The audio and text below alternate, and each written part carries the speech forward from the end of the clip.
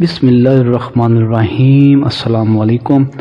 سسرال میں عزت بڑھانے والے بہترین گھریلو ٹوٹکے۔ گوشت کو گلانے کے لیے سالن میں 2-3 پتے تیز پات کے ڈال دیں تو پھر گوشت جلدی گل جاتا ہے اور سالن خوب ذائقہ دار تیار ہوتا ہے۔ گوشت کو خستہ اور نرم کرنے کے لیے پہلے گوشت کو آدھی پیالی سرکہ میں 1 چمچ میٹھا سوڈا اور 1 درمیانے سائز کا چمچ میں چینی گھول کر ڈال دیں۔ گوشت خستہ اور نرم ہو جائے گا۔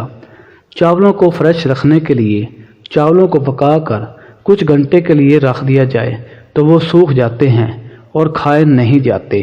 ان کو صحیح کرنے کے لیے چاولوں پر تھوڑا سا پانی چھڑک دیں اور تھوڑی دیر بعد اتار لیں اور پھر سے چاول ویسے ہی ہو جائیں گے جیسے پکانے کے بعد تھے۔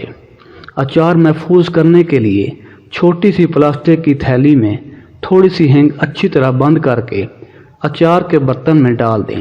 اس طرح اچار کافی دن تک خراب نہیں ہوگا۔ چٹنی کا رنگ فریش رکھنے کے لیے چٹنی بناتے وقت 1 چائے کا چمچ تیل یا سرکہ ڈال دیا جائے تو چٹنی کا رنگ بالکل فریش رہتا ہے۔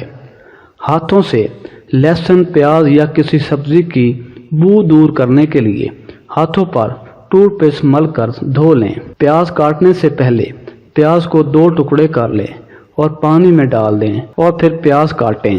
ایسا کرنے سے پیاز کاٹتے وقت آنکھوں میں آنسو نہیں آئیں گے۔ اگر ٹماٹر کو آپ معمولی سا گرم کر دیا جائے تو ٹماٹر کا چھلکا آسانی سے اتر جاتا ہے۔